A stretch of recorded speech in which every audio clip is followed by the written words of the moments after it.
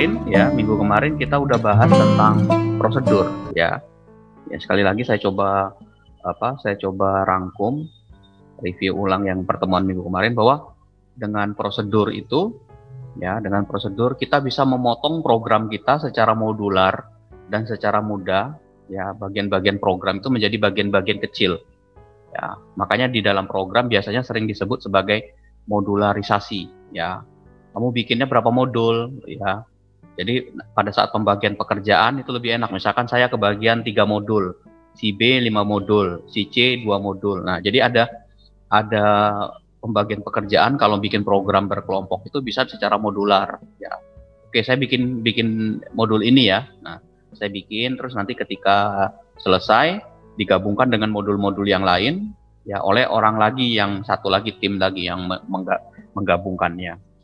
Nah, contohnya ini kemarin itu ya, kita diminta bikin program matematika, ada menunya, baca berapa panjang lebarnya sebuah persegi panjang, kita diminta menghitung luasnya, menghitung kelilingnya, dan menampilkan hasilnya.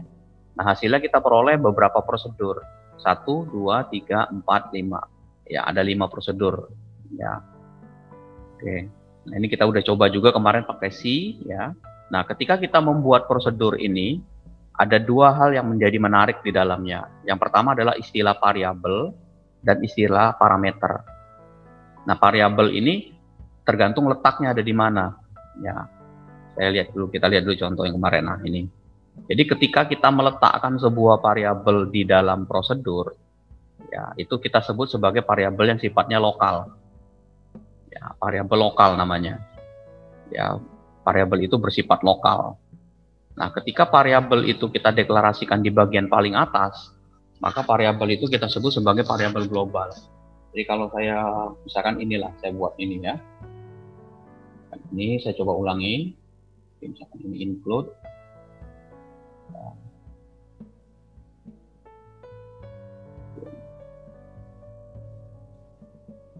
Include, IOStream, kemudian using namespace std, kemudian integer min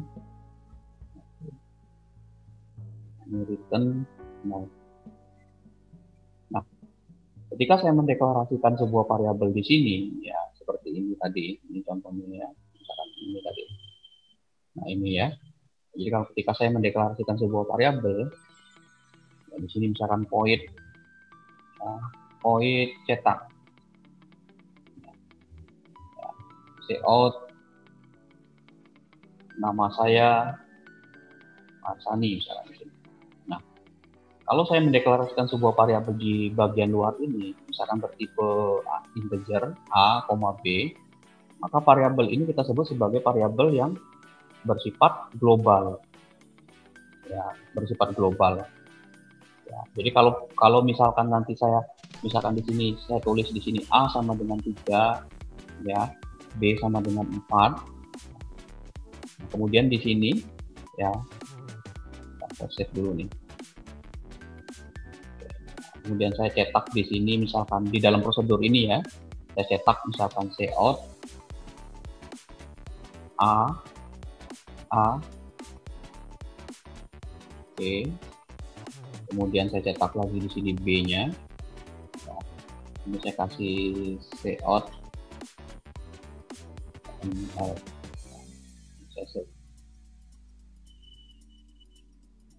Nah, ya kosong ya. Kenapa? Karena prosedurnya belum kita panggil. Sekarang saya panggil di sini cetak. Oke.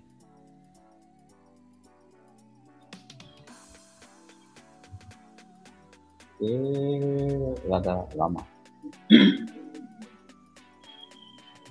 Nah, keluar nama saya Marsani, ya, nama saya Marsani 34, ya. Nah, yang kecetak 34 ini, ya, yang kecetak 3 dan 4 ini, dia variabelnya itu karena bersifat lokal, bersifat global. Ini variabelnya namanya variabel global, ya, variabel global. Artinya dia di dalam prosedur ini dikenali ini. Nah, sekarang saya cetak lagi di sini. Ini saya cetak ya. Ini saya tulis jangan nama di sini. Ini dalam nilai A dan B dalam prosedur cetak. Sekarang saya copy yang ini. Ya. Saya copy prosedur ini. Nah, saya ganti cetak, ini cetak 1 ya. Nilai ini dalam prosedur cetak 1. Sekarang ini kan ada dua prosedur cetak dan prosedur cetak 1. Karena kita mendeklarasikan variabel A dan B ini global, maka nilai A dan B yang ada di dalam cetak 1 dan cetak saja itu isinya sama, 3 dan 4. Coba kita lihat. Tuh, ya, 3 dan 4. Nah, ini saya cetak dulu, ini saya panggil dulu cetaknya.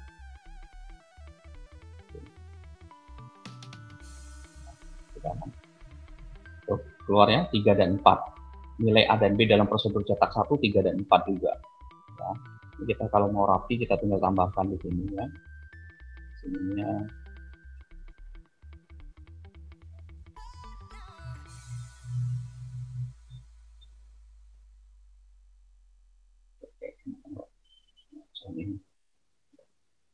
Karena tuh, di dalam prosedur cetak, nilainya A-nya 3 dan 4 juga. Nilai A-nya dan B di dalam cetak 1 juga sama. Gitu. Tapi kalau misalkan seperti ini, misalkan ini ya, kalau ininya saya pindahkan ini, saya pindahkan ke dalam sini, integer main, terus kita lihat hasilnya seperti apa. Tuh, dia error. Ya, dia error katanya. Kenapa? Karena variabel yang A dan B ini bukan lagi global, tapi lokal. Lokal dalam mana? Lokal di dalam main utama. Jadi hanya berlaku di dalam, jadi yang dikatakan berlaku itu hanya dikenali di dalam baris ke-17 ini sampai baris ke-22 ini. Jadi hanya dikenali di sini. Ya. Nah, sedangkan dicetak ini ketika dia panggil cetak ke sini, dia butuh A dan B. Makanya nilai ini karena hanya di sini saja, dia nggak dikenali ke sini. Ketika mau dibaca di sini nggak kenal. Pak, kalau misalkan ininya saya copy lagi di sini, misalkan di sini, saya copy di sini masing-masing ini, ya, terus saya run, yang keluar berapa nilainya? Yang tercetak adalah 0 dan 1. Kenapa? Karena pada saat dia nilai A dan B di sini dicetaknya A-nya 3, B-nya 4, ketika mau masuk ke sini, dia udah nggak dikenali lagi nilainya. Nah, kita deklarasikan A dan B, jawabannya adalah 0 dan 1. Atau true dan false, karena dia nggak tahu nilai A dan B ini aslinya berapa. Walaupun di sini sudah dideklarasikan.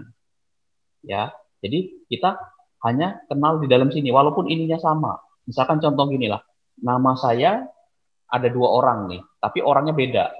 Ada Marsani A, ada Marsani B. Dia ada di ruangan sebelah dan di ruangan saat ini. Nah, itu dua orang yang berbeda. Jadi kalaupun kita mendeklarasikan A dan B ini sama dengan ini, tetap aja dia dianggap 2 orang yang berbeda. A dan B ini adalah 2 variabel yang berbeda. Isinya juga beda, seperti tadi. Ya. Sekarang bagaimana Pak biar orang ini bisa dikenali? Salah satu caranya adalah dengan menggunakan parameter. Jadi nanti kita buat di sini parameternya. Integer A, B. Ya, ini saya tutup dulu nih. Ini saya tutup. Ini saya tutup. Ini integer A, integer B. Nah, kemudian ini A dan B-nya saya deklarasikan di sini, ya. Kemudian ini A dan B-nya saya ganti. Kemudian saya, nah karena maka caranya adalah kalau kita mau misalkan bisa mengirimkan variabel yang sifatnya lokal di sini biar bisa dikenali di prosedur yang pertama dan yang di kedua, gimana caranya? Prosedur A dulu ya, maka kita panggil, ini saya tutup dulu nih, 1. Maka pada variabel yang kita deklarasikan lokal di A dan B ini, maka kita buat parameter di sini. Ini namanya parameter. Maka di sini nilainya A, B. Nah, ketika saya panggil, dia muncul gini ya, B has not declared. Oke, B-nya Ini integer. Sekarang, ini 3 dan 4. Ya, 3 dan 4 sudah bisa dibaca. Jadi ketika kita mendeklarasikan sebuah variabel,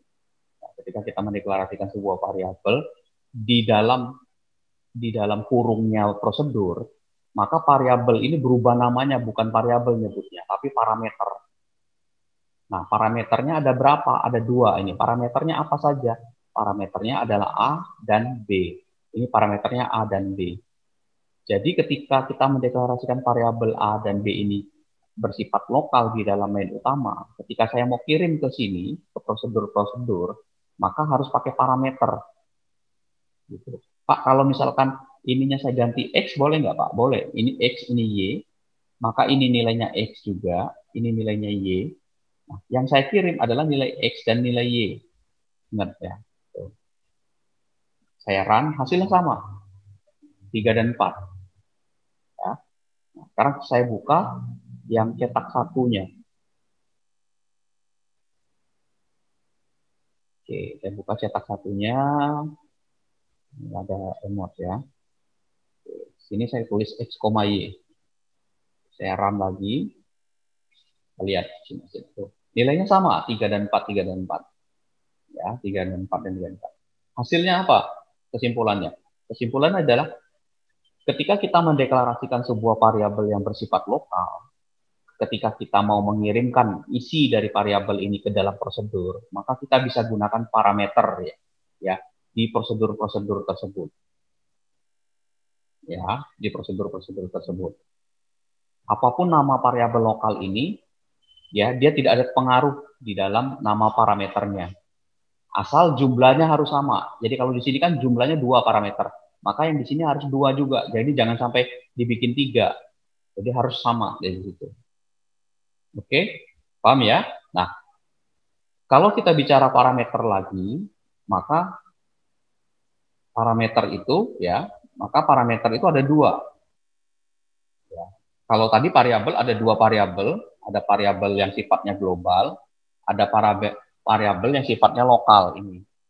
Nah, ketika kita menulis sebuah parameter, maka ada parameter aktual, ya, ada parameter formal. Parameter formal apa? Parameter yang kita tulis pada definisi sebuah prosedur. Jadi yang di dalam kurung yang di atasnya tadi.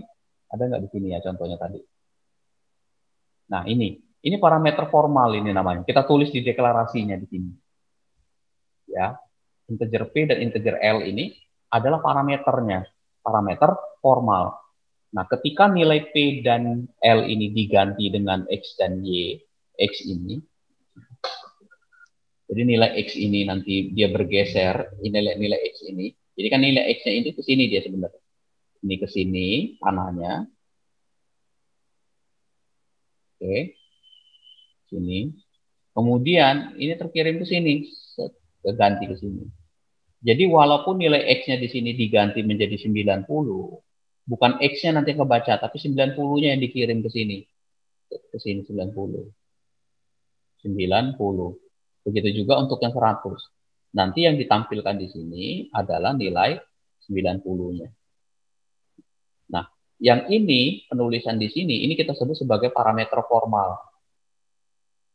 Pada saat kita mendeklarasikannya di sini, ini deklarasinya pada prosedurnya. Sedangkan pada saat memanggilnya, ini kita sebut sebagai parameter aktual. Aktual. Jadi apa saja? Jadi X dan Y, ya, X dan Y itu kita sebut sebagai parameter aktual. Sedangkan P dan L itu sebut parameter formal. Gitu ya.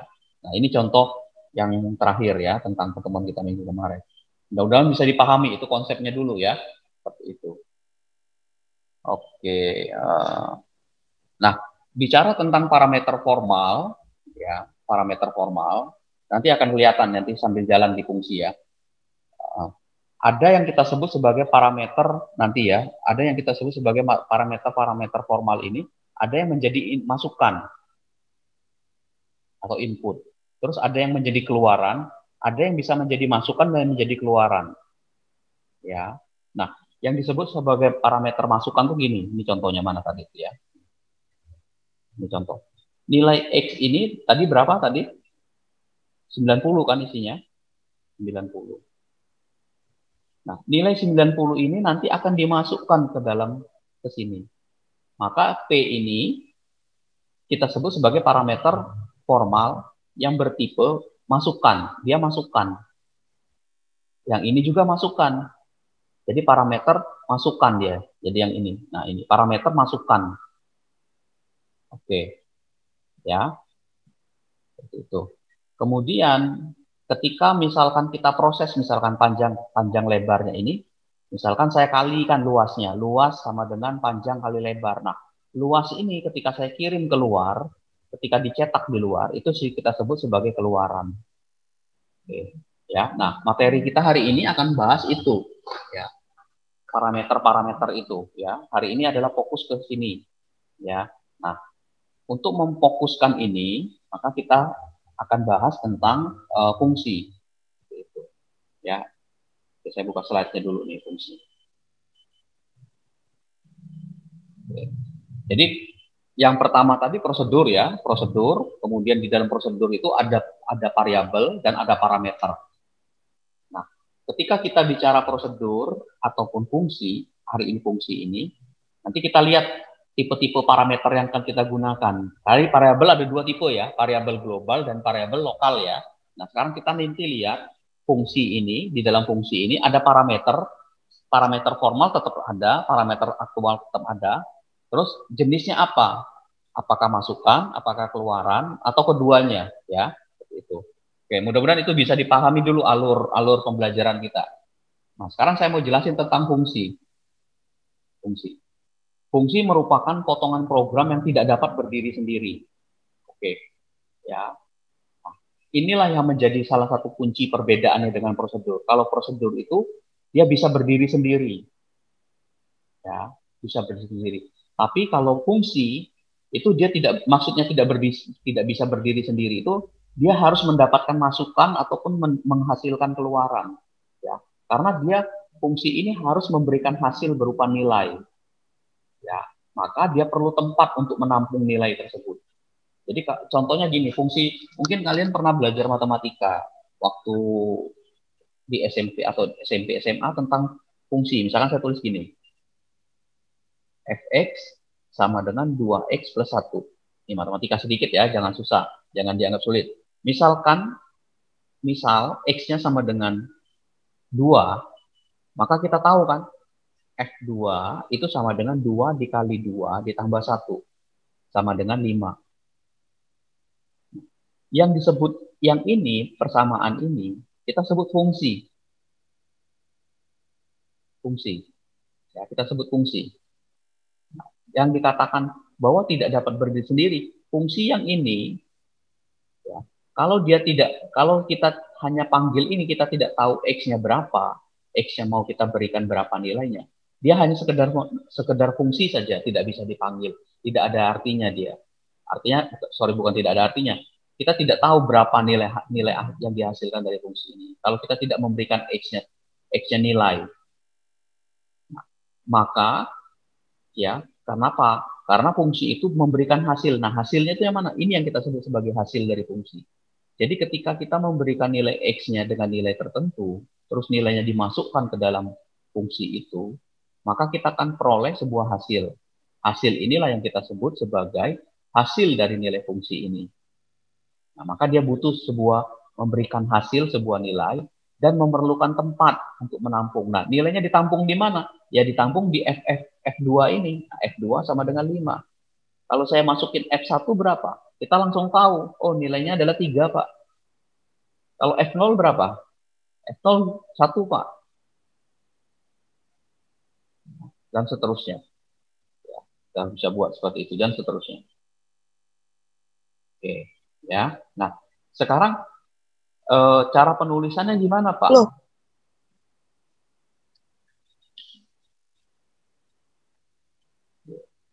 Sekarang bagaimana cara menulis fungsi?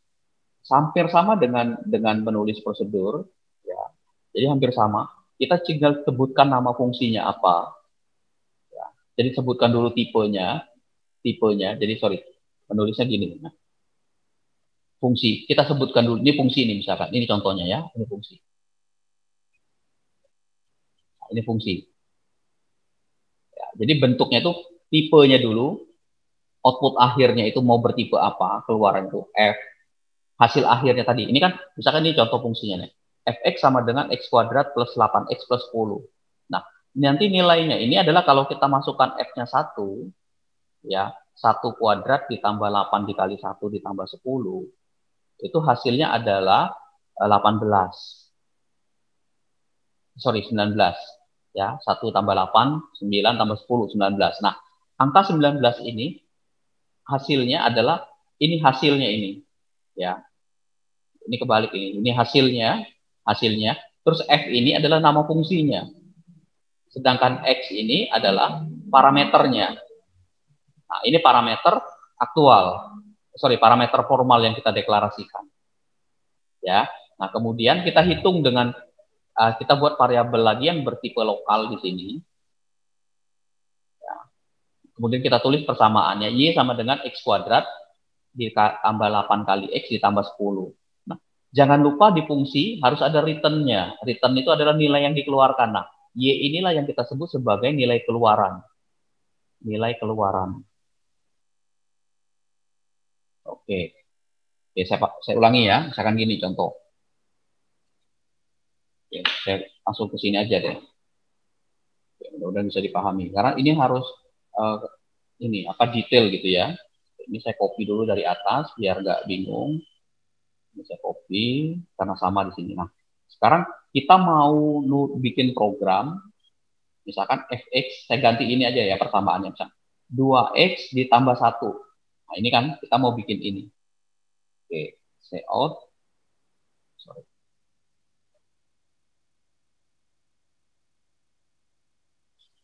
Oke, bentar. Oke.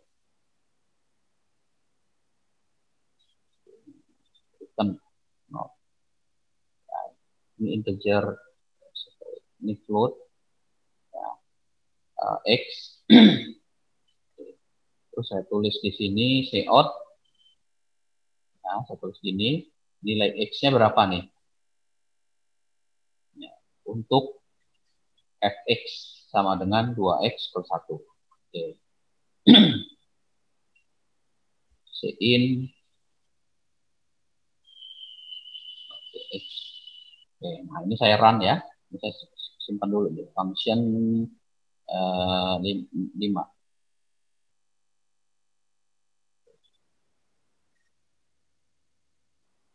ini saya coba run. Ini yang tanpa fungsi ya, tanpa fungsi dan tanpa prosedur. Nah, seperti ini ya. Masukkan nilai X untuk fungsi ini berapa? Oke, X-nya 2, Pak. Misalkan kita masukin sini. Oke, nanti kita hitung. Terus kemudian saya mau ngitung. Nah, di sini saya tulis nih. Fx-nya kan di sini. Misalkan saya tulis Fx-nya ini, koma ya. Fx sama dengan 2 dikali X ditambah 1. Ini kan kayak biasa, kayak kita semester sebelumnya ya. Terus saya cetak di sini. Nilai Fx sama dengan, ini saya inikan, saya run. Di sini, di koma. Invalid operation, sorry, kurang.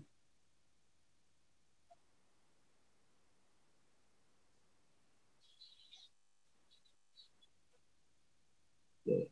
Nah, misalkan saya X-nya ini berapa nilai X-nya untuk Fx ini? Saya masukkan misalkan nilainya 1. Hasilnya 3 ya, benar ya? 2 dikali 1 ditambah 1 ya. Benar ya? 2 tambah 1, 3. Oke, saya ulangi lagi. Kalau X-nya saya ganti menjadi 3, hasilnya adalah 7. Benar ya? Oke. Nah, ini cara biasa yang kita buat di sini. Cara biasa. Sekarang saya mau buat jadi fungsi. Jadi peletakan fungsi ada di sini. Ya, ada di sini. Di atasnya. Sama dengan prosedur. Nah, pertama kali kita harus tahu adalah hasil akhir dari fungsi yang dihasilkan ini, keluaran dari fungsi itu apa tipenya, hasilnya itu. Keluarannya kan tadi angka 7, angka 3. Nah, itu kan dalam bentuk angka. Nah, tinggal kita pilih, misalkan kita maunya float tipenya atau integer. Sekarang saya buat float di sini. Ini hasil akhirnya. Hasil akhirnya itu keluarannya adalah bertipe float. Kemudian nama fungsinya apa? Misalkan saya buat fungsi itu namanya fx. Nama fungsinya. Oke. Kemudian parameternya apa? Parameter itu adalah x. Yang ini, yang x ini nih. Oke. Saya buat parameternya bertipe integer. Bertipe float aja ya. Float. Saya tulis x di sini. Jangan lupa kurung awal buka, tutup. Oke. Sudah. Ya. Nah, kemudian nilainya itu nanti kan diproses, ya, dimasukkan dengan rumus ini. Oke, saya ambil di sini, saya buat variabel baru untuk menampung hasilnya y. Jadi y itu sama dengan x ditambah 2 dikali x ditambah 1. Oke. Itu kan rumusnya ya. Ya. 2 dikali x tambah 1. Nah, terus jangan lupa karena keluarannya ini adalah float, ya. Hasil akhirnya itu 2, nanti kalau kita gantikan dengan 1, nanti 2 kali 1 tambah 1, maka di sini kita tambahin return hasil akhirnya. Return itu adalah mengembalikan nilainya. Apa? Y. Oke. Paham ya? Nah, sekarang yang di ini saya tutup. Ini saya nggak pakai ini, ya. Saya panggil di sini fungsinya di sini. Langsung dicetak di sini, ya. Fx dalam kurung, ya, fx yang ini dalam kurung nilai x yang ini tadi. Nah, terus saya run, kita lihat error enggak. Saya masukin nilai x-nya berapa? 1. Harusnya keluarnya 3. Oke. Terus saya run lagi, saya ulangi lagi. Saya masukin 10 x-nya. Harusnya jadi 21. Oke. Itu. Jadi ceritanya adalah ketika kita rubah bentuk umumnya menjadi sebuah fungsi, nah bentuknya seperti ini. Bisa jelasin lagi nih. Ini saya copy dulu ke PowerPoint-nya biar rapi. Saya balikin ke sini. Saya mau bicara ini.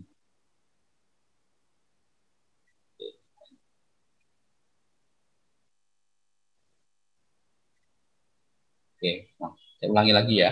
Jadi yang kita sebut sebagai fungsi adalah ini fungsi.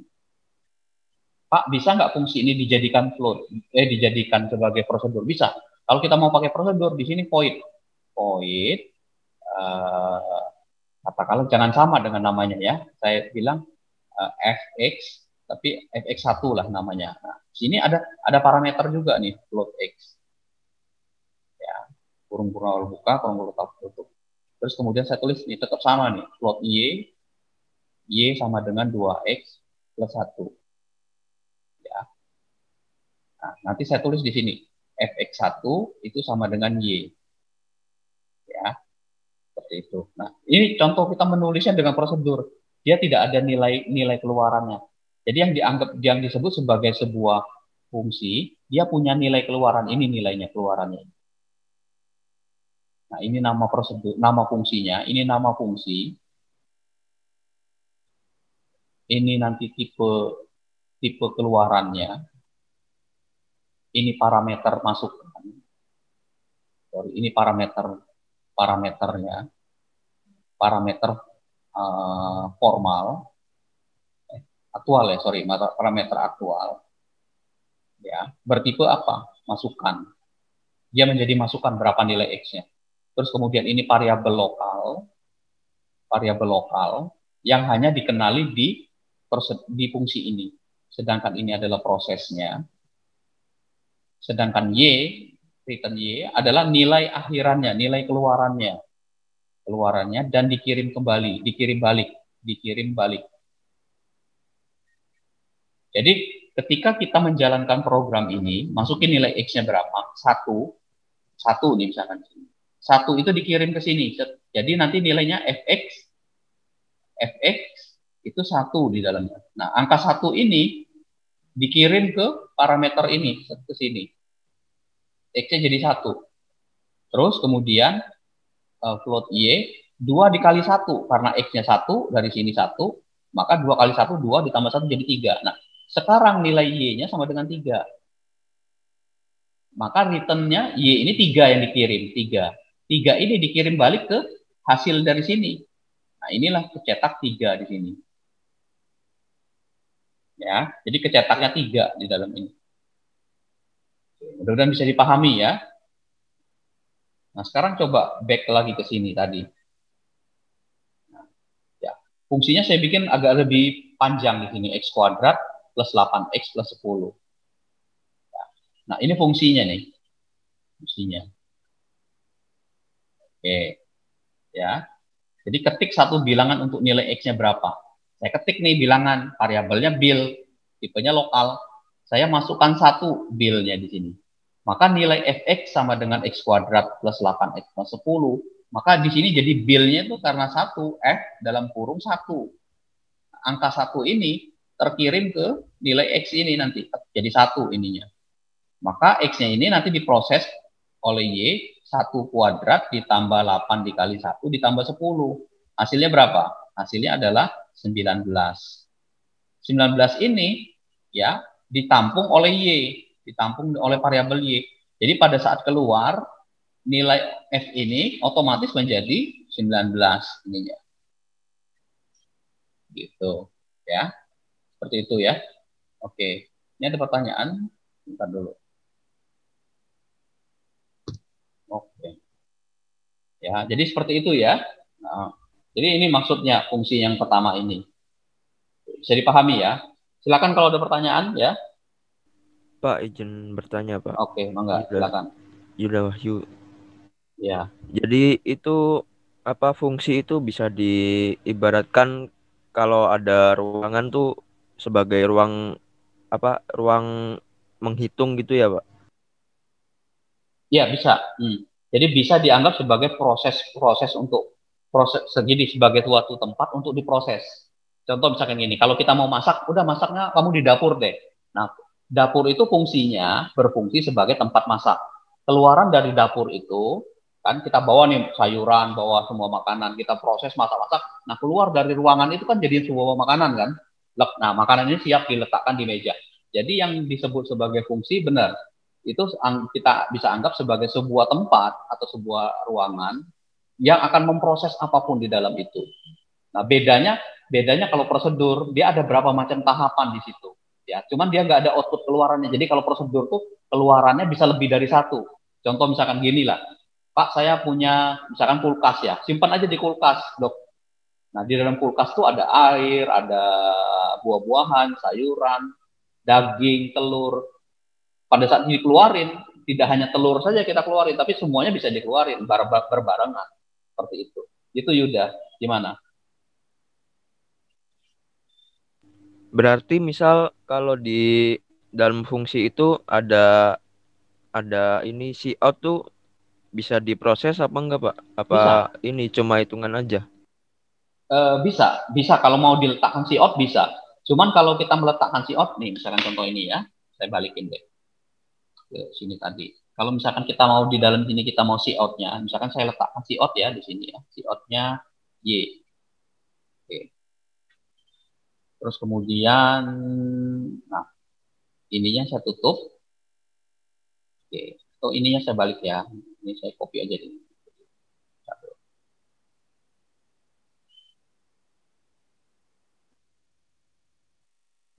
Nah, misalkan ini saya copy ke sini. Ya, ini CF-nya. Oke, ini nilainya saya tulis Y. Seperti ini ya. Ya. Terus kemudian saya run. Ini error nih kayaknya. Sorry, ini nggak ada hasilnya. Misalkan saya masukin. Dia meroses ya, sorry. Ini 1 ya, harusnya 3 keluarnya. Tuh, kosong ya.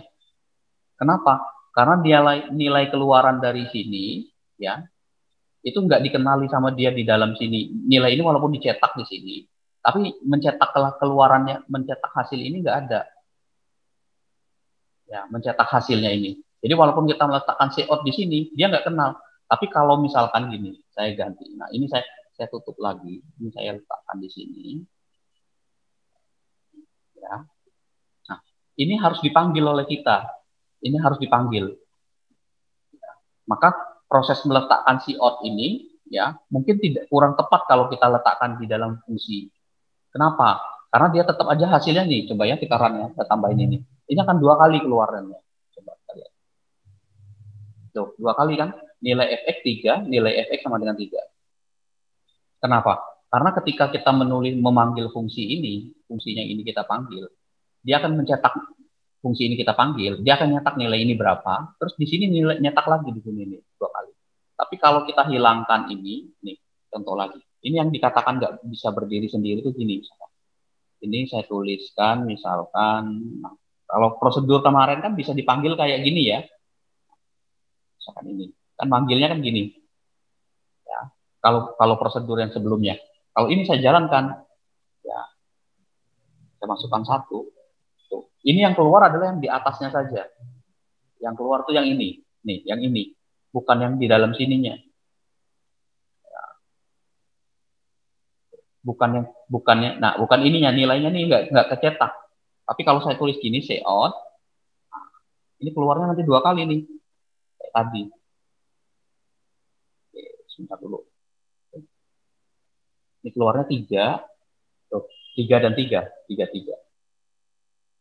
Jadi mungkin ya kalau mau bagus peletakan output itu jangan kita letakkan kalau fungsi ya, jangan kita letakkan di dalam scene ini. Bukan nggak boleh, boleh. Cuman kayaknya sih terlalu mubazir gitu loh mencetaknya di sini. Nih, misalkan contoh lain ya, saya coba nih rubah nih. Void fx ya, saya ganti pakai prosedur ya. Terus ini pakai prosedur ini prosedur ini. Prosedur. Oke, bentar. Oke. Ini saya copy. Kalau dia kayak gini, misalkan ini tadi yang nilai ini, saya copy. Ini saya copy ke sini. Ya, cout fx adalah, saya tulis di sini y. Ini mungkin seperti ini.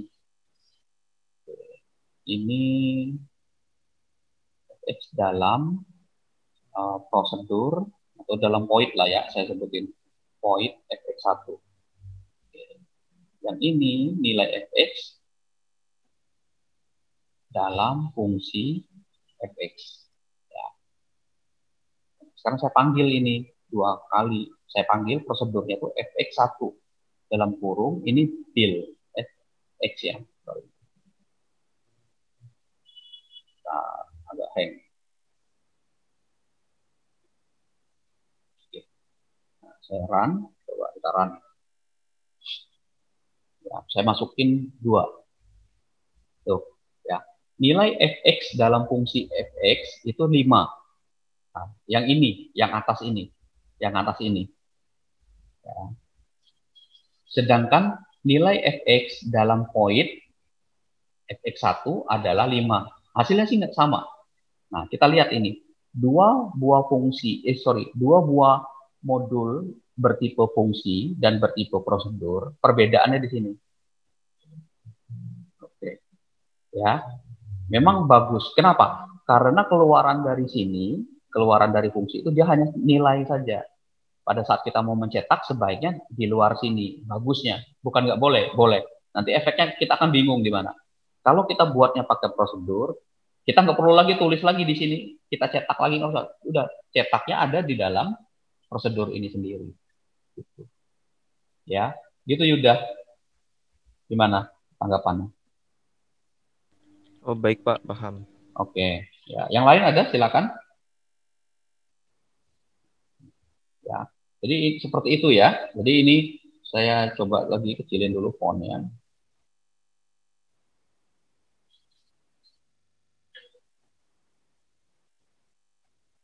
Oke, nah seperti itu ya. Jadi ini saya buat sama-sama Ini pakai prosedur, ini pakai fungsi. Ya, perbedaannya itu ada biasanya gini. Kalau udah ada written, berarti ini harus ada di sini. Gitu. Ya. Nah, oke, kita lihat contoh yang berikutnya. Contoh berikutnya. Nah, ini contoh kita mau menentukan sebuah bilangan itu masuk genap atau ganjil. Ya, mungkin masih ingat sebelumnya.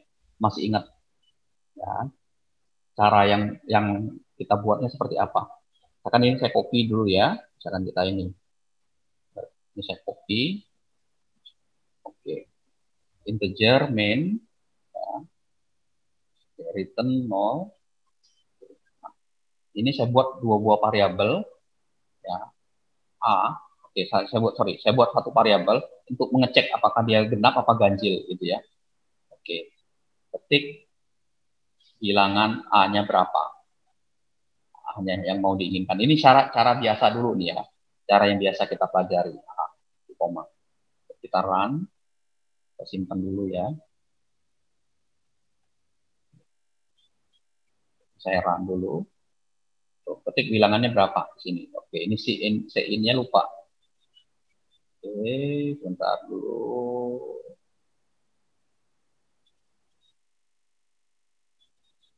Ini lupa in. Nah, oke. Jadi pada saat saya run, nah, masukin berapa A-nya? 2. Nanti keluar. 2 adalah bilangan genap. Kalau saya masukin 3 adalah bilangan ganjil. Kan kalau kita biasa kan gini. If A mod 2 sama dengan 0, maka cout genap. Oke. Ini ya, biasanya kan gini kita. Else cout ganjil. Oke, bisa save. Oke, saya masukin 1 tuh ganjil ya. Terus saya run lagi, saya masukin genapnya. 12 genap. Nah, ini kan cara biasa kita kan gini sebelumnya. Ya, sebelumnya tanpa prosedur dan tanpa fungsi. Nah, sekarang saya buat ini pakai fungsi. Untuk mengecek apakah dia genap, apakah ganjil. Saya buat di sini. Saya buat karena saya tahu keluaran yang dicetak itu adalah dalam bentuk hasil akhir itu adalah string dalam bentuk huruf atau kalimat, maka saya buat ininya string genap. Oke, parameternya adalah bilangan A. Oke, biar beda X ya, saya bilang di sini. Karena di sini udah A, saya buat di sini X integernya. Prosedur yang ini, ya ini saya tinggal copy aja nih. Ini saya tarik nih, yang ini proses ini, saya copy, pindahin ke sini. Nah, tinggal saya ganti di sini. Ininya jangan A, ini X, ya seperti itu. Nah, sekarang pada saat saya mau tulis di sini, misalkan mau seperti apa di sini hasilnya, ya returnnya kan harus kita keluarin kan, genap apa ganjil gitu kan. Kita kan harus tahu, Pak, genap ini harus ada return kan di sini. Coba ya saya tulis di sini. Return. Nah, ini harus tahu kan returnnya apa genap apa ganjil. Berarti saya butuh variabel, coba saya tulis variabel baru misalkan string katakanlah hasil. Ini saya tulis di sini, ini saya ganti hasil sama dengan. Ini saya tulis hasil sama dengan, bisa nggak ya? Nah, ini saya tulis hasil di koma. Saya coba run dulu, jalan nggak dia? Oke, saya masukkan 2. Oke, belum dicetak ya? Hasilnya belum dicetak. Maka saya tulis di sini cout-nya. Ya, A adalah bilangan ini. Terus saya panggil fungsinya, genap. Fungsinya tadi, saya panggil nih fungsinya, genap. Oke, jangan lupa parameternya. Di sini saya tulis A. Biar nanti pada saat dikirim, pada saat saya kirim nilai A ini, 2-nya masuk ke sini. 2 dibagi 2, 0. Oke, genap. Jadi langsung keluar genap ini. Hasil tulisan ini keluarnya genap. Tapi kalau saya masukin ganjil, 3 misalkan. Kirim sini, apakah dia sama dengan 0? Tidak, masuk ke sini. Hasil ini langsung keluar ganjil. Dan kita run. Oke, ini error di mana nih?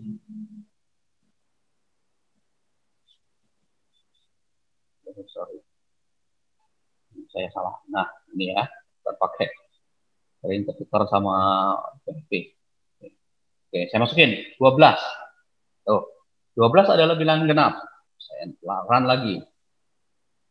Saya masukin yang ganjil ya. 119. Tuh. Oke. Ini ya contohnya. Tuh. Ini saya copy dulu. Ya. Saya copy dulu. Kita bahas di sini nanti. Sengaja saya bikin beda ya di sini dengan yang udah ini. Tuh. Ya, seperti ini. Saya copy ke slide paling belakang. Paste. Ini saya gedekan. Ini saya jelasin. Oke. Nah, fungsinya yang mana? Ini fungsinya. Fungsinya. Ya. Tadi fungsinya ini genap ini adalah nama fungsinya. Nama fungsi. Terus kita tahu bahwa keluaran hasil akhir dari pengecekan genap atau ganjil ini adalah kata-kata apakah termasuk bilangan genap, apakah termasuk bilangan ganjil. Nah, kan nggak boleh keluaran dari sini, hasil ini kan nggak boleh dua-duanya. Misalnya saya masukin dua, keluar dua tulisannya genap atau ganjil, kan harus salah satu. Kalau tidak genap ya ganjil. Maka kalau dia model seperti itu, maka kita tulis di sini hasilnya. Penampung jawaban ini satu, nanti kita return hasilnya itu. Kalau tidak genap, ya ganjil. Salah satu dari ini. Oke, nah variabel penampungnya mana? Ini hasil ini. Jadi ketika nilai X yang kita kirimkan ke sini, dibagi dengan 2, sisanya adalah 0. Ini persen sisa bagi ya, sisa bagi 0, maka dia genap. Nanti genap ini dikirim ke sini, maka nilai hasil adalah genap. Nah, maka jawaban genap sama dengan A, jadi genap sama dengan 2, itu adalah genap. Jadi kalau saya tulis genap sama dengan 7, genap, saya tulis genap dalam kurung 7, maka keluarnya ini ganjil outputnya.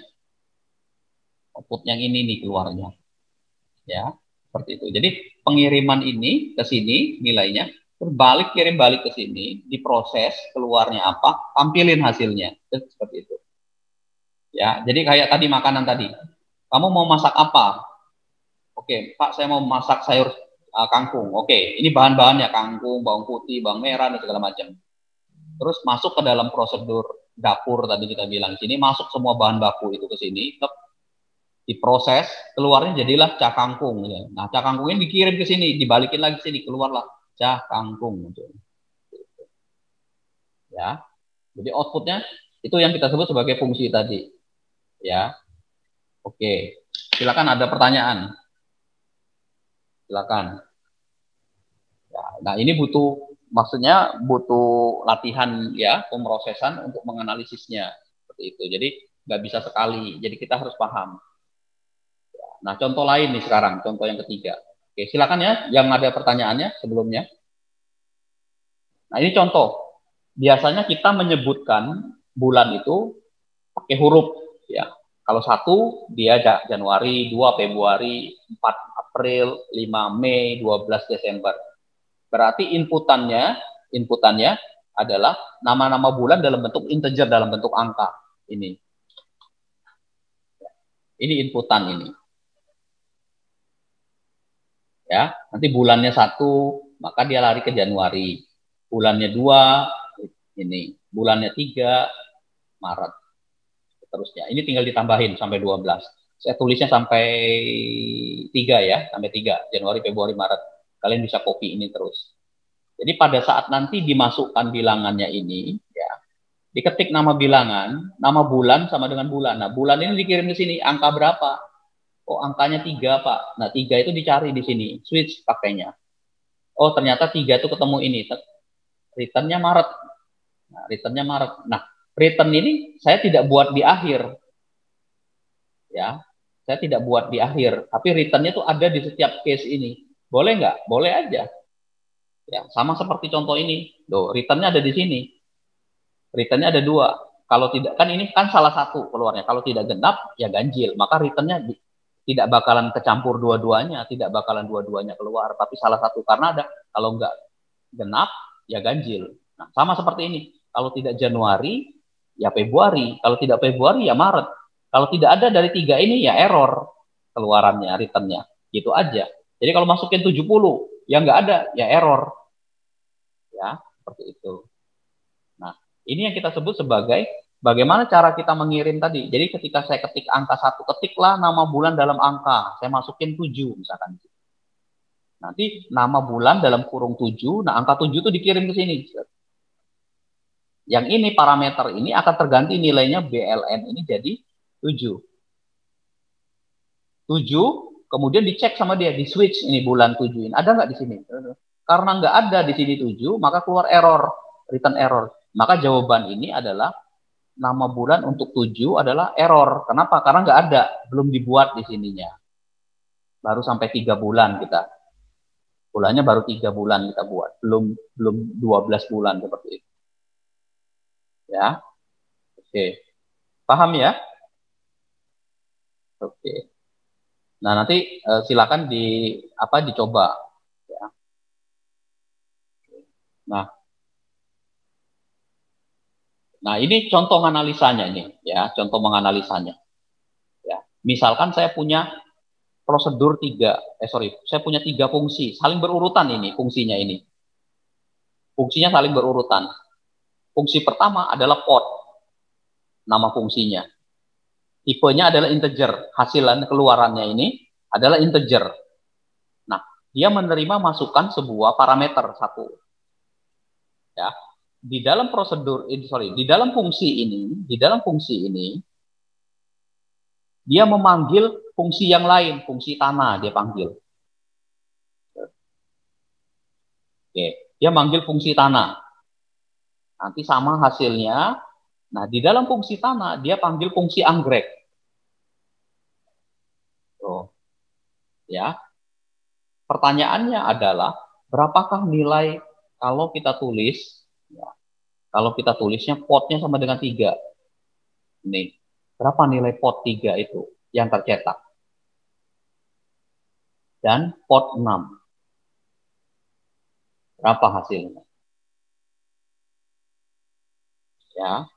Nah, untuk menjawab ini kita harus tahu dulu fungsinya seperti apa, cara-caranya ini. Kita harus paham for itu seperti apa, if itu kalau ada seperti apa.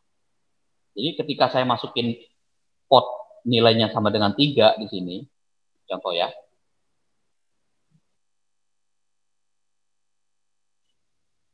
Dulu mana nih?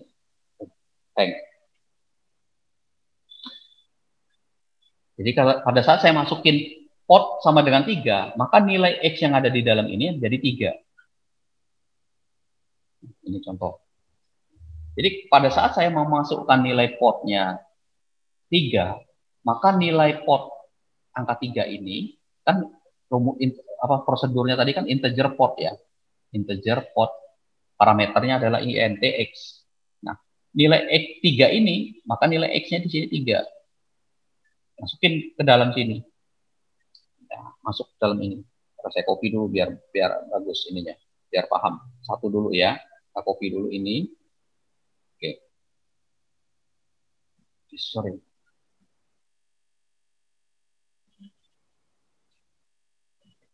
Saya tulis di sini ya. Saya pindahin sini.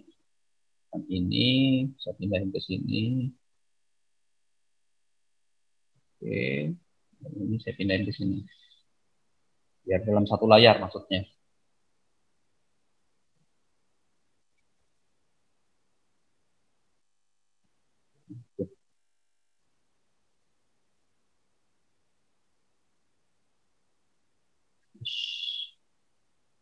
Nah, sini ya.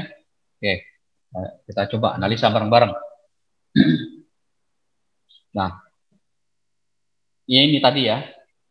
Ini pot 3, X-nya 3 di sini. Ya, maka lihat yang pot ini tadi 3 nih. Ya, maka nilai X-nya adalah 3. Sekarang nilai ANS-nya 0 pertama ini, yang ini 0. Oke. Terus kemudian for I sama dengan 1, I lebih kecil dari X, I plus plus.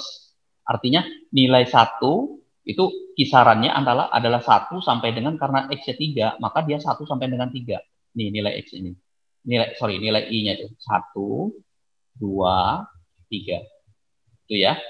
Jadi ini sampai 3. Ketika nilai I-nya sama dengan 1, ketika I-nya sama dengan 1, maka dilakukan looping ini di bawahnya ini. Ini looping. Ya. ANS ditambah tanah I. Berarti tanah 1. Jadi rumusnya itu nih 0, karena ANS-nya adalah 0. 0 ditambah tanah 1. Nah pertanyaannya, tanah 1 ini berapa nilainya Pak? Nah tanah 1 ini dia panggil prosedur tanah. Dia panggil fungsi tanah. Yang atas ini. Maka ketika dia panggil tanah ini, X-nya ini, tanah 1 ini, maka nilai X yang di tanah ini 1. Nih. Ya, ini sama. 1. Jadi ketika for I 1 to X, 1 lebih kecil dari X, maka 1 lebih kecil dari 1. Nah, ini I-nya 1, cuman 1 di sini. Ini ingat ya, tanah 1 dulu nih yang kita bahas. Yang tanah 1 dulu nih. Ini tanah 1 yang saya warna merah kan. Nah, karena dia 1, maka di sini cuma sampai 1. Maka jawabannya adalah 0 ditambah anggrek 1. Kenapa? Karena I-nya 1. Nah, anggrek 1 berapa nilainya, Pak? Kita nggak tahu anggrek 1. Lempar lagi dia ke prosedur anggrek. Nah, karena 1, anggrek 1 itu adalah X-nya 1, di sini 1, yang pertama, maka dia 1 to 1 lagi. 1, I sama dengan 1, I lebih kecil sama dengan 1. Maka jawabannya adalah ANS-nya berapa? 0 ditambah 1. Yang ini, 0 ditambah 1. Ya, jadi setelah ini dia lempar lari ke sini. Nah, 0 ditambah 1. Jawabannya ini 1. Maka nilai anggrek sama dengan returnnya ANS. Maka anggrek 1 ini nilainya adalah 1. Dikirim balik ke sini. Kirim balik ke sini. Nih nilainya. Jadi anggrek 1 nilainya 1. Maka 0 ditambah 1 sama dengan 1. Maka otomatis nilai tanah adalah 1. Tanah 1 ini balik lagi ke sini. Jadi 0 ditambah 1 jadi 1. Oke, selesai kita. Berarti sampai sini 1 nih. Untuk I-nya 1 baru. Nah, sekarang looping lagi, naik lagi di yang kedua. I-nya 2 di sini. I-nya 2. Ya, I-nya 2. Tapi ANS-nya sekarang sudah jadi 1. ANS ini diambil, pindahin ke sini. Ya. Maka jawabannya ini ANS, jawaban ANS yang sebelumnya 1 ditambah tanah 2. Nah, tanah 2 ini kita nggak tahu berapa. Lempar ke fungsi tanah tadi, set ke sini. Maka X-nya jadi 2 nih. Kalau 1, ya, 2 I-nya di sini. X-nya 2, maka I-nya ini nanti 1 to 2. Nah, 1 to 2 sama juga. Kayak tadi, lempar lagi ke anggrek 1. Tarik ke sini. Ya, karena anggrek 1-nya sudah diketahui 1, dia balik lagi ke sini, dia ngitung ke sini. Dapat nih nilainya nih. Yang atas ini ya, sorry. Sini. Oke. Ya, jadi dia looping terusan nih, looping terus. Setelah dapat anggrek 1 nilainya 1, nilai 1 ini nanti dipakai untuk ngitung anggrek 2. Nah, anggrek 2 itu larinya ke sini. Ini dapatlah anggrek 2 itu nilainya 3. Maka 3 ditambah 1 jadi 4. 4 ini adalah nilai untuk tanah 2. Tanah 2 ini dikirim ke sini. Nilainya 4. Dapat 5. Oke. 5 nanti lempar lagi ke sini lagi. 5 dapat nih. 5 ini akan menjadi masukan buat yang I yang ketiga. Sekarang I-nya 3. 5 ditambah tanah 3. Pak, tanah 3 berapa? Tanah 3 lempar sini. Anggrek 1, anggrek 2, anggrek 3. Lempar lagi ke sini. Anggrek 1 tuh ini, anggrek 2 tuh ini. Ya, anggrek 3 lempar sini. Dapat tanahnya 10. Anggrek 3 itu 6. 6 lempar ke sini jadi tanah 3 10 nilainya. Oke, balik lagi ke sini 15. Maka jawabannya adalah nilainya 15. Oke. Ya, bingung ya? Oke. Nah, latihan kalian yang pertama adalah kalau ininya potnya 3, sekarang coba kalau potnya 6 berapa? Ya, coba dibuat tabel kayak gini ya. Dibuat tabel kayak gini. Ya, untuk menandakan pakai Excel aja ya, dibuat ya, analisanya berapa. Pak, kalau saya pindahkan ini ke program gimana Pak nih? Ya kalau udah jadi program sih nggak usah dianalisa, langsung kelihatan hasilnya. Tapi bukan itu yang kita inginkan sebenarnya. Jadi kalian harus paham juga. Oke, prosedur berapa ya itu ya? Function berapa ya? 4 ya kalau nggak salah. Bentar ya. 4. Oke, sambil jalan silakan ada pertanyaan. Nah, ini ya. Ini saya udah buat ini. Ya, ini anggrek yang pertama, ini integer tanah, ini pot. Udah tinggal dipanggil di main-nya seperti apa? Tuh, A-nya 3, ya udah pot 3 berapa? Sekitaran, bener nggak 15 hasilnya? Tuh, 15 ya. Kalau kita mau lihatnya misalkan di sininya, Pak, pot 6 berapa? Ya wes tinggal ganti 6 di sininya. Ininya ganti 6. Ya, oh ini A-nya nggak kepake ya. Ini aja nih ganti 6. Ini kita ganti A-nya 6. A. Sekarang keluar jawabannya.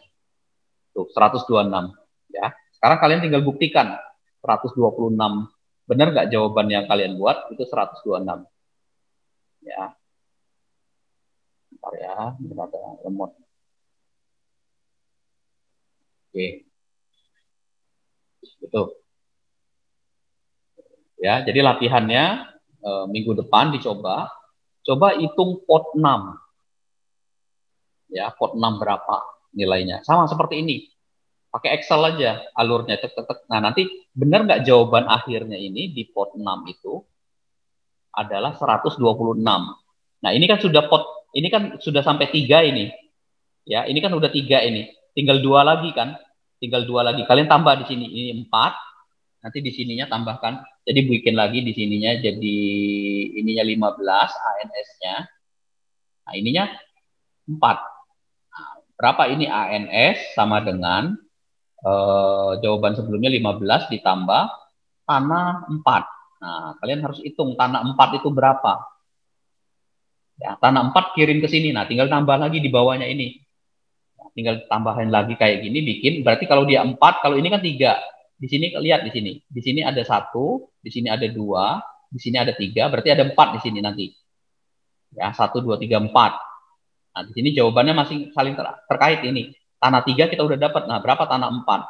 Kemudian tanah 4 ini dikirim ke anggrek 4. Berapa? Outputnya berapa? Benar nggak jawaban akhirnya nanti nilai ANS, nilai potnya ini adalah 126 di program. Paham ya? Itu tugas pertamanya itu ya.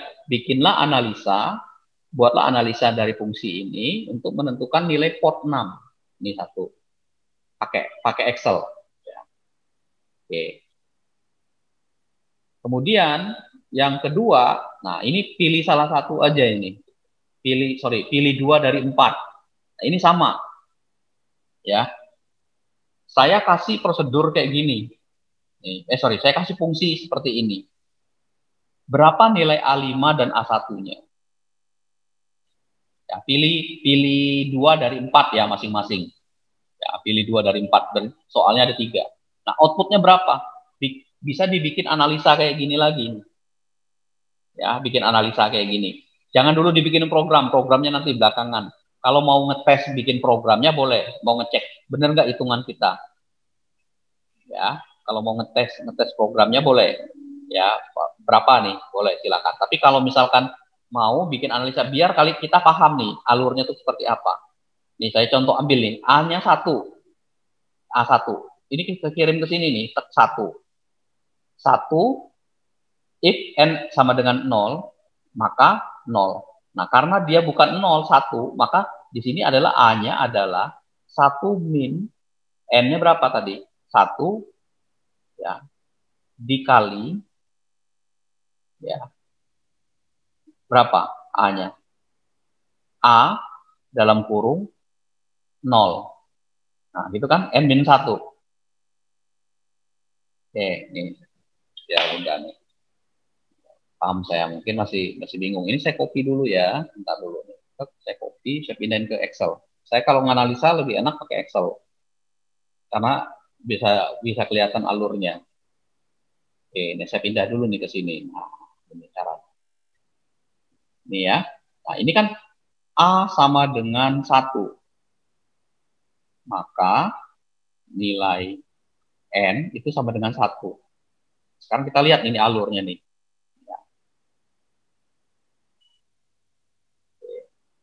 Kita lihat di atasnya. Nah, ini kalau N-nya 1 di sini. N-nya di sini kita tulis nih. N sama dengan, di sini saya tulis N, di sini A. Oke.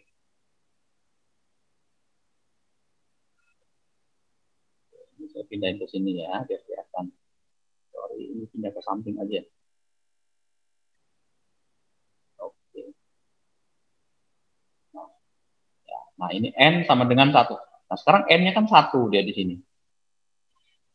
Ya. A-nya berapa? A itu adalah 1, kan gini nih ya. 1 dikurangi 1, N-nya kan 1, dikali A 1 min 1. Oke.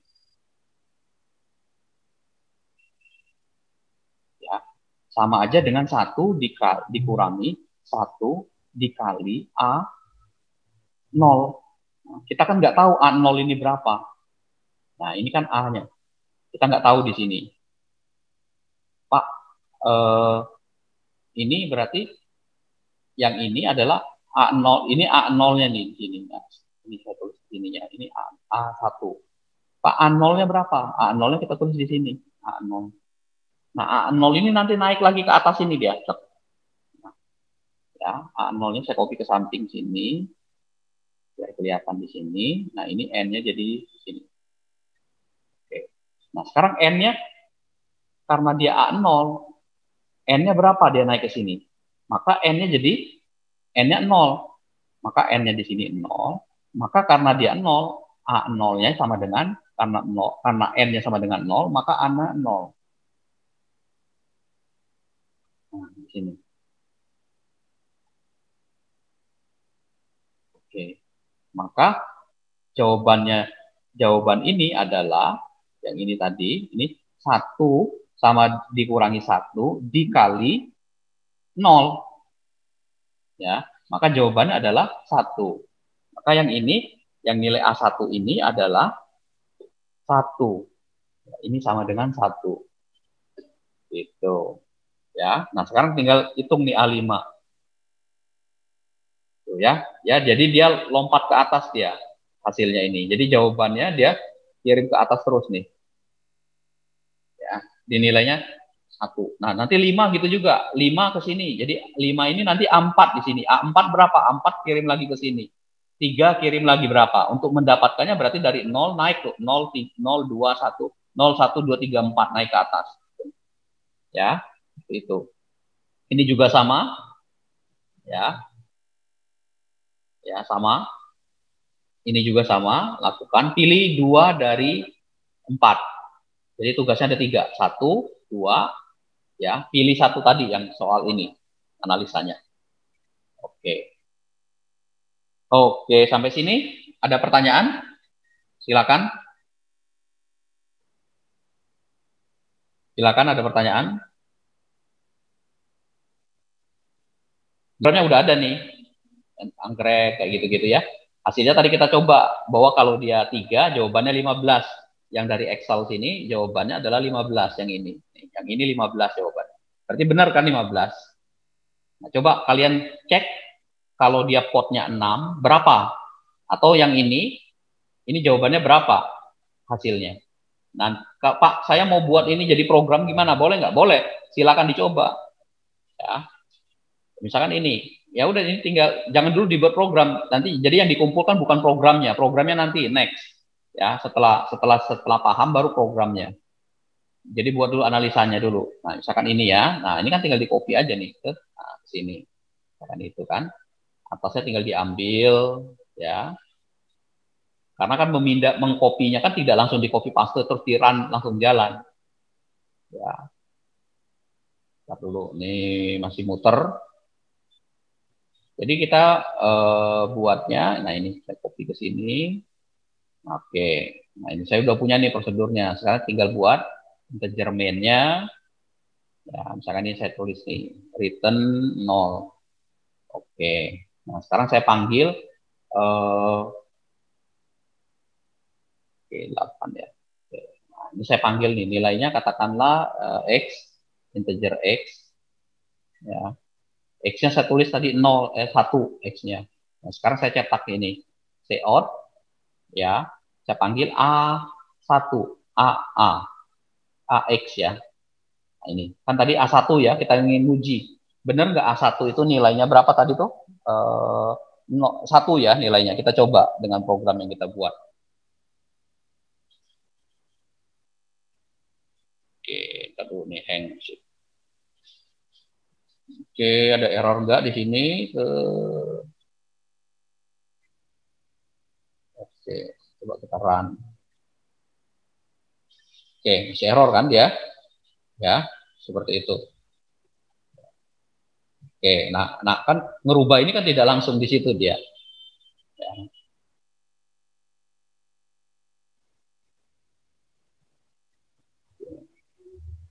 Ini kan harus dirubah dulu, nanti kan tidak bisa langsung di copy paste gitu.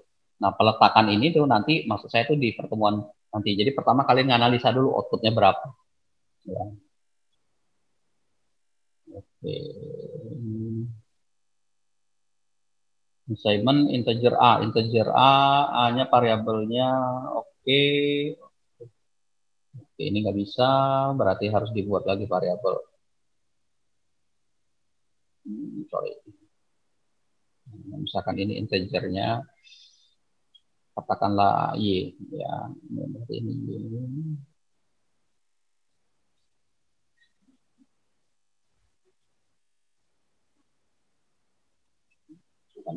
Nah, ini kan belum tentu juga bisa jalan gitu dia. Tuh, 1 kan jawabannya? Ya, yang tadi ya. Itu. Jadi benar jawaban yang kita bahas tadi 1. Itu ya tadi Rivaldi ya. Jadi tugasnya adalah jangan dulu dibikinin program. Ya, jangan dulu dibikinin program, tapi analisa dulu. Benar nggak hasilnya manual itu? Nah, nanti kalau misalkan udah dapat jawabannya, coba dites dengan program boleh silakan. Tapi jangan dikumpulkan dulu. Yang dikumpulkan cukup analisa seperti ini. Nah, ini kan potnya 15. Berarti benar 15. Kita udah coba di program benar. Sekarang dicoba kalau potnya 6 berapa? Tadi kan dicoba di program 126. Benar nggak 126? Kemudian yang ini pilih 2 dari 4. Nah, tentukan berapa nilai A5, A dalam kurung 5, dan A kurung 1. Satunya udah dibuat sama saya tadi. Ya, tinggal boleh diganti dengan angka berapa, 2 misalkan, atau 3, bebas. Nah, nanti kalau mau nyoba, benar nggak sih Pak, hasilnya A1-nya 1, ya sudah bikinin programnya. Kayak tadi, kita buatin programnya, kita coba. Ya, benar apa enggak? Ya, tadi kita udah coba A1 sama dengan 1, udah benar. Nah, sekarang A5 berapa? Tinggal dicoba. Gitu. Oke, paham ya? Rivaldi ya?